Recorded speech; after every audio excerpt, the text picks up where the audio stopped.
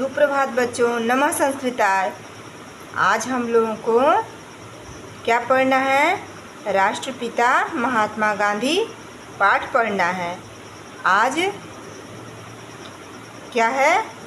2 अक्टूबर, ठीक ना? 2 अक्टूबर को हम लोग क्या मना रहे हैं? महात्मा गांधी का जन्म दिवस, ठीक है ना? आज यही चैप्टर हम लोग को पढ़ना भी है और उनके संक्षेप में उनके विषय में, उनके जीवन के विषय में, उनके कर्म क्षेत्र के विषय में हम लोगों को जानना आवश्यक है। किसके पहले? सब पाठ को पढ़ने से पहले, ठीक है ना बच्चों? हम लोग महात्मा गांधी का जन्म 2 अक्टूबर 1869 ईस्वी को गुजरात के पोरबंदर नामक छोटे से नगर में हुआ था, ठीक है ना? इनकी माता का नाम पुतली देवी और पिता का नाम करमचंद गांधी था। पिता का नाम साथ में जोड़ने की परंपरा है दक्षिण भारत में, अतः इसलिए इनका नाम मोहनदास करमचंद गांधी था, ठीक है?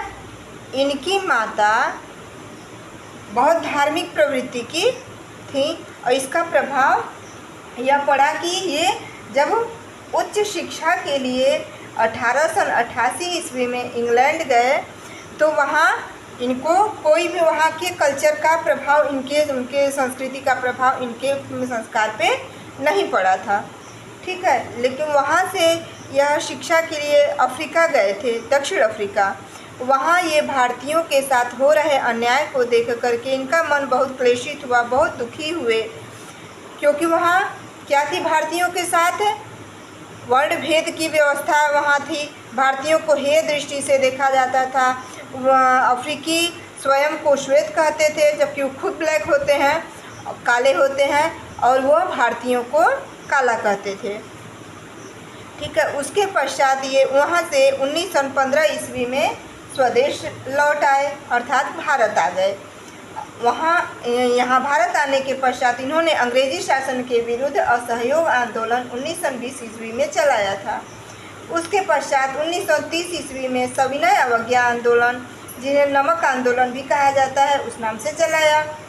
उसके पश्चात 1942 ईस्वी में भारत छोड़ो आंदोलन चलाया था।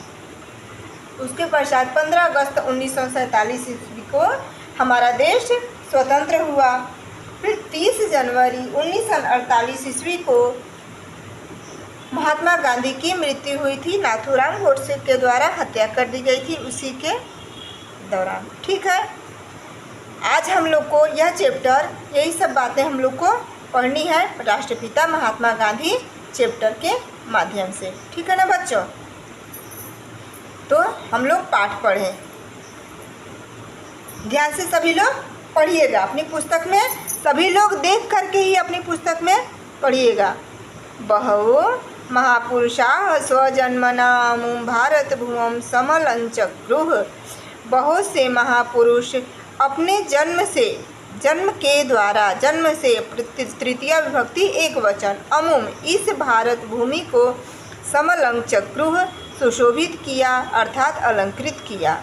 तेषु विशिष्ट गुणाकरेषु श्रद्धास्पदेषु महापुरुषेषु महात्मनो गांधिनो नाम को वा न जानाति।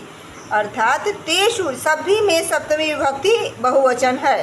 तेषु विशिष्ट गुणाकरेषु श्रद्धास्पदेषु और महापुरुषेषु, सभी में सप्तमी विभक्ति बहुवचन।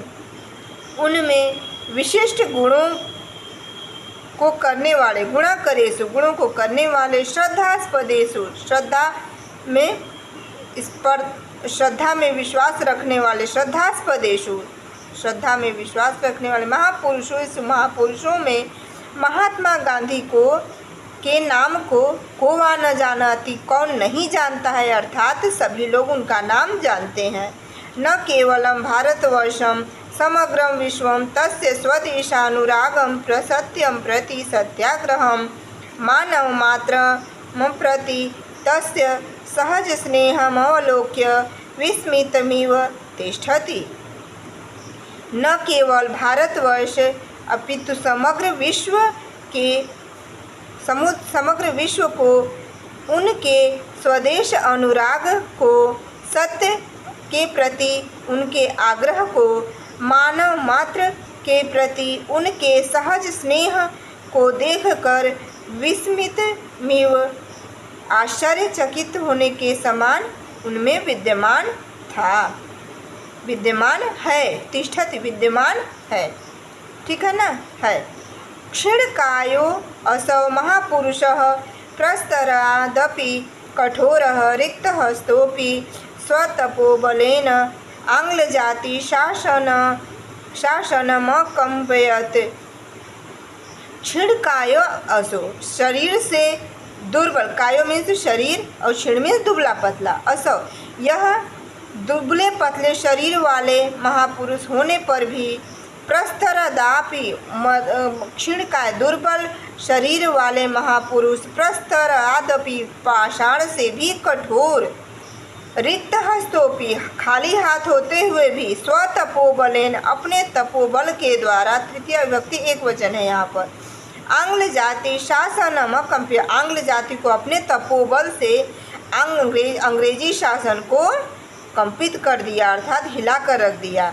यदासौ स्वसत्याहिंसास्त्राभ्यां स्वमातृभूमेः पारतंत्र श्रृंखलामुच्छेतुं निश्चिकाय तदान्येके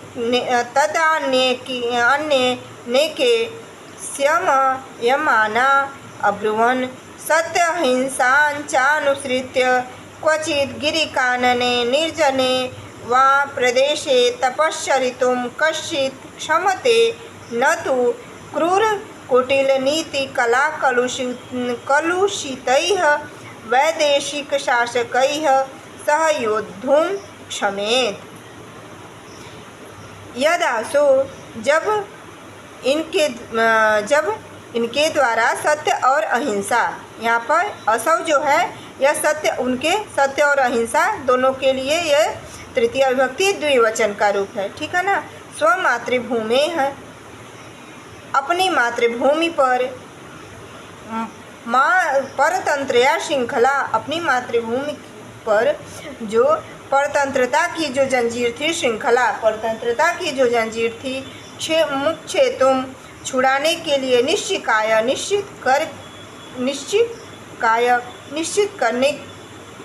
करके, जैसे कि उनके मन में यह निश्चित हुआ कि हम अपने धरती को, हम अपनी मातृभूमि को अंग्रेज़ों की परतंत्रता की जंजीर से मुक्त कराने के लिए ऐसा निश्चय किया उन्होंने। किसके द्वारा? सत्य और अहिंसा के द्वारा। उनका हथियार क्या था? सत्य और अहिंसा, यही उनके दो शस्त्र थे। अन्यनेके माना ब्रुवन, तो उन्होंने अनेक बातें बोली। किसके लिए? सत्य अहिंसा का पालन करने के लिए क्या क्या बातें बोली थी? सत्य और अहिंसा अनुसृत्य, क्वचित सत्य और अहिंसा का अनुसरण करके, क्वचित गिरि कानने निर्जने वा प्रदेशे तपश्चरितुं कश्चित क्षमते न तु क्रूर। सत्य और अहिंसा का अनुसरण करके, क्वचित कभी, मतलब किसी गिरी में पहाड़, पर्वत में, जंगल में, गिरी निर्जन, मतलब कि जंगल पहाड़ से युक्त क्या होगा? निर्जन वन ही तो होंगे ना। तो या मतलब निर्जन स्थान पे रहना पड़े या फिर प्रदेश में रहना पड़े। तपश्चरितुम, तपस्या करने के लिए, कश्चित क्षमते, मतलब सबको सक्षम होना है। न तो नहीं, मतलब क्या नहीं करना है? यह करना है, तपस्या करना है। किसके लिए? सत्य और अहिंसा को शस्त्र बनाकर उसका सत्य और अहिंसा का अनुसरण करने के लिए, मतलब कभी पर्वत पे रहना पड़े अथवा जंगल में रहना पड़े अथवा निर्जन स्थान पे रहना पड़े अथवा प्रदेश में ही रहना पड़े, सब में रहने में सक्षम होना होगा। और क्या नहीं करना होगा? क्रूर, कुटिल, अनीति, कला कलुषित वैदेशिक शासक के द्वारा युद्ध युद्धम क्षमित, उसके द्वारा हम लोग युद्ध क्षमुत, मतलब उनकी जो नीति है ये क्या है? अंग्रेजों की नीति, विदेशी शासकों की नीति क्या है? उसके द्वारा युद्ध करने में क्षमा, मतलब सक्षम नहीं है। न तो उनके साथ युद्ध, अस्त्र शस्त्र से युद्ध न करके उनकी कुटिल नीति के प्रति इनका हथियार यही था, इनके शस्त्र यही थे कि हमें मतलब जंगल में रहना पड़े, पहाड़ पे रहना पड़े, निर्जन स्थान में रहना पड़े, प्रदेश में भी रहना पड़े, लेकिन उनके साथ क्रूर और वैदेशिक नीति के साथ युद्ध नहीं करके, बल्कि इसी के द्वारा उनके विरुद्ध हमें अपनी नीति को अपनानी पड़ेगी। युद्ध इसी के माध्यम से हमें करना होगा, इसमें हमें सक्षम होना चाहिए। क्षमेत परम गांधीना तत्सर्वं कृतं यदन्येभ्यः शशशृंगमिवासीत्। परंतु यह गांधी के द्वारा जो यह सभी कार्य था, यह किसके समान था? जिसे खरगोश को सिंह हो जाए, ऐसी कोई बात कहे कि खरगोश को सिंह होता है तो यह असंभव बात है, कोई भी विश्वास नहीं करेगा, अविश्वसनीय असंभव बात है। तो उसी के समान यह था कि अंग्रेज़ों से बिना अस्त्र शस्त्र के, बिना युद्ध के उन सब को कैसे विजय प्राप्त किया जाए, यह असंभव था। ठीक है ना। ऐसे असंभव का प्रण उन्होंने, असंभव कार्य का प्रण किया था और बाद में उसको सफलता भी मिली, हम लोग का देश स्वतंत्र हुआ था। विश्व कवि रवीन्द्रस्य प्रतिमं नूतनमेव कौशलमात्मनः स्वबलत्वं च प्रत्यक्षीकृत्य महात्मना शब्देन तम संबोधितवान। विश्व कवि रविंद्र, उस समय रविन्द्रनाथ टैगोर का नाम विश्व कवि के नाम से प्रसिद्ध था। उन्होंने नए इनके क्रिया, मतलब युद्ध के माध्यम से उनकी क्रिया यह नई थी, सत्य और अहिंसा को हथियार बना करके इन्होंने अंग्रेजों के विरुद्ध युद्ध छेड़ा था। तो इसी क्रिया कौशल को, उनके क्रिया कौशल को, अपने आत्मबलत्व को, उनके ऐसे आत्मबल को प्रत्यक्षीकृत देख कर रवीन्द्रनाथ टैगोर ने महात्मा शब्द से संबोधित किया था। किसे संबोधित किया था? महात्मा गांधी को। महात्मा गांधी सौराष्ट्रमण्डले पोरबन्दर नाम्नि लघुनगरे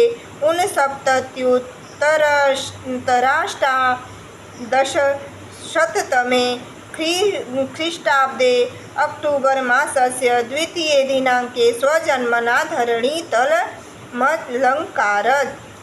महात्मा गांधी सौराष्ट्र मंडल के, गुजरात मंडल के, यहाँ सप्तमी विभक्ति एक वचन है, सौराष्ट्र मंडल गुजरात को कहा जाता है। गुजरात के पोरबंदर नामक लघु नगर में 1869 ईस्वी में अक्टूबर मास के 2 दिनांक को अपने जन्म के द्वारा धरणी तल, धरती की भूमि को, धरती माँ को अलंकृत किया, सुशोभित किया। तस्य पिता कर्मचंदः माता च पुतली देवी आस्ताम्। उनके पिता कर्मचंद और माता पुतली देवी थीं। पुत्र नामना सह पितुर्नामापि प्रयुक्तव्यमिति तत्रत्य परंपरानुसारं स मोहनदास करमचंद गांधीति नामना प्रसिद्धो जातः।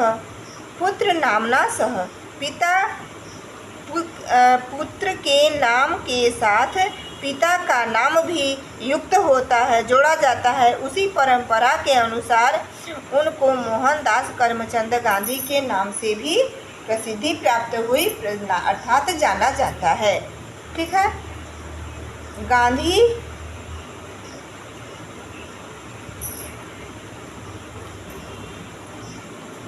गांधी महोदयस्य जननी पुतली देवी सातिशयं सत्यरता धर्मपरायणा व्रतोपवासादि विधौ